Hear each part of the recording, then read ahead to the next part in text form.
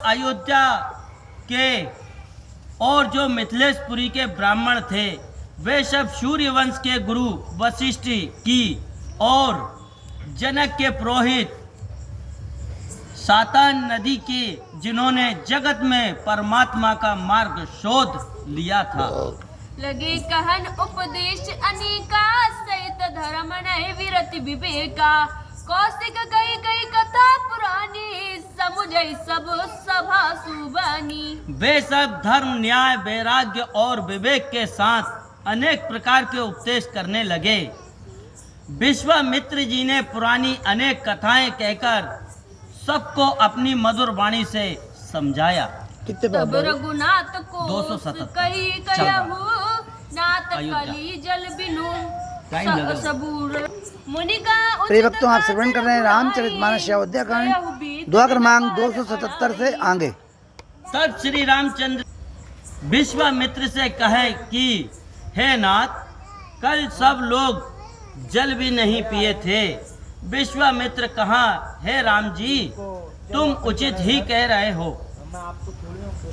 ऋषि रुक लखी कहते हुती राजू इहा उचित नहीं आसन अनाजू कहा भूप बल सबई सुहाना पाई रज सुचले नहाना पाई रजा यसु चले नहाना। तब विश्वामित्र का दुख देखकर राजा जनक ने कहा कि यह अन्न तो खाना नहीं, फल मूल से ही निर्वाह कर लेंगे। सब लोगों ने कहा, राजा यह बात बहुत ही अच्छी कहते हैं। कई अवसर फल फूल दल रामा मूल अनेक प्रकार सिया रामा लाई आए बनचर विपुल रामा बरी बरी कावरी भार सिया रामा। और मंगल भवन अमंगल हारी द्रवहु सुदशरथ अचिर बिहारी। महावीर बिन बहु अनुमाना राम जासु जसु आप बखाना। उस समय वन में निवास करने वाले बगिया में अनेक प्रकार के बड़े बड़े फल फूल तथा मूल ले आए।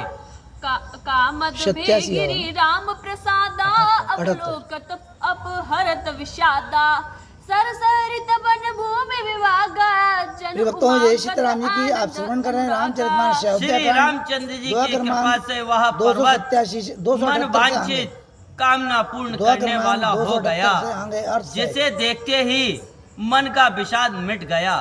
सारा प्रदेश मानो आनंद और अनुराग से उमंगने लगा। बेली बिटप सब सफल सब फूला बोलत खग मृग अली अनुकूला ते अवसर बन अधिक छाव त्रिवद समीर सुखद सब काहू। लता वृक्ष फूल और फलों से लद गए, उन पर मनोहर पक्षी अनुकूल मधुर वाणी बोल रहे थे।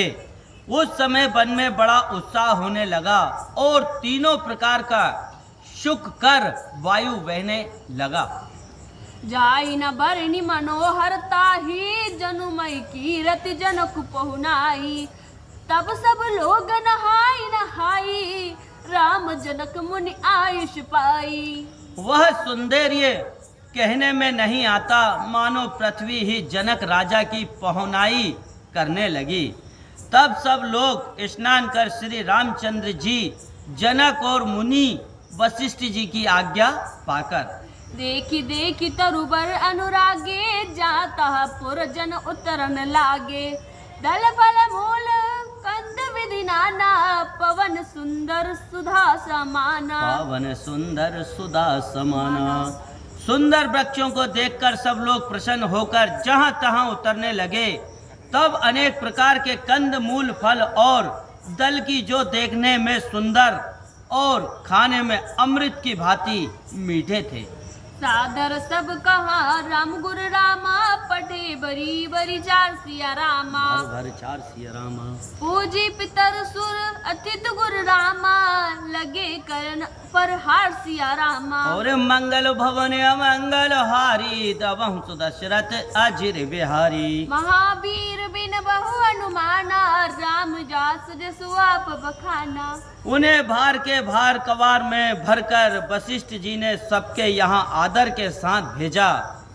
तब सब लोग देवता अतिथि और गुरु की गुरु की पूजा कर फलहार करने लगे।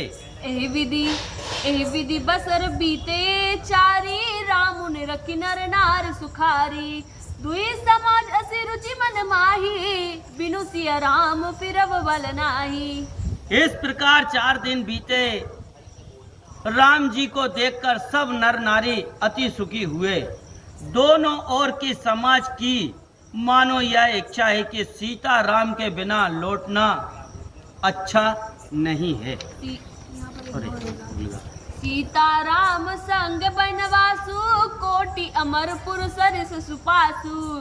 पर हरि लखन राम विदि ही, जेहि घर भाव बाम विदिते ही।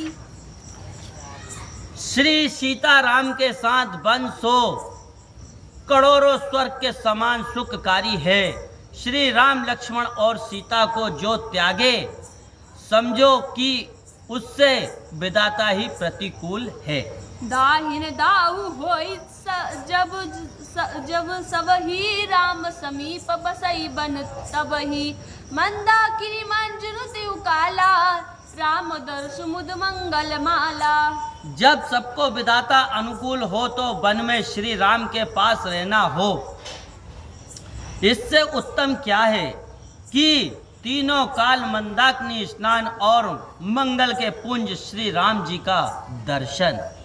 अटर नौ राम गिरी, अटुन राम गिरि वन तापस थल, आसुन अमहु सम कंद मूल फल।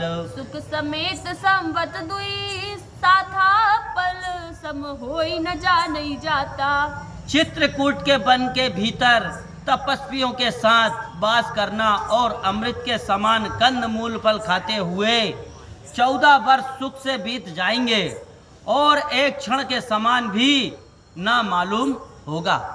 ऐ सुख जोग ना लोग सब रामा, सही कहा अस भागु सिया रामा। सहज शोभाए समाज दुई रामा, राम चरण अनुराग सिया रामा। और मंगलो भवन अमंगलो हारी, द्रवहु सुदशरथ अजिर बिहारी। महावीर बिन बहु हनुमाना, राम जास जिसु आप बखाना। चंपा रानी जैसी हिंदी एक रही। सब लोग कहते हैं कि इस सुख के योग्य हमारे ऐसे भाग्य कहाँ कि ऐसा सुख मिले। दोनों समाज श्री राम के चरणों में स्नान व प्रेम से अत्यंत मग्न हैं। एहि विधि सकल मनोरथ करही, वचन सप्रेम सुनत मन हरही। सिए मात ते समय पठाई, दासी दे किसु अवसर आई। सब लोग इसी प्रकार से मन में मनोरथ करते हैं, जिनके प्रेम भरे वचनों से मन हरण हो जाता है। सीता जी की माता ने एक दासी भेजा सो अच्छा अवसर देखकर वह आई और बोली, सब कास सुन सब सिए सासु, आयो जनक राज रनिवासु। कौशल्या सादर सन्मानी, आसन दिए समय समानी। कि अच्छा अवसर है। तब वह समाचार सुनकर जनक रानी कौशल्या जी के पास आई। कौशल्या जी ने उनके बड़े आदर साथ सम्मान किया और समय सुदर्श आसन दिया।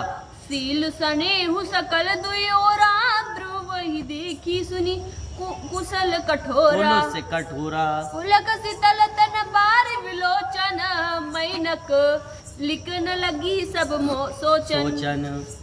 तब दोनों ओर के सील स्नेह कठोर ब्रज भी दुर्विभूत हो रहा था।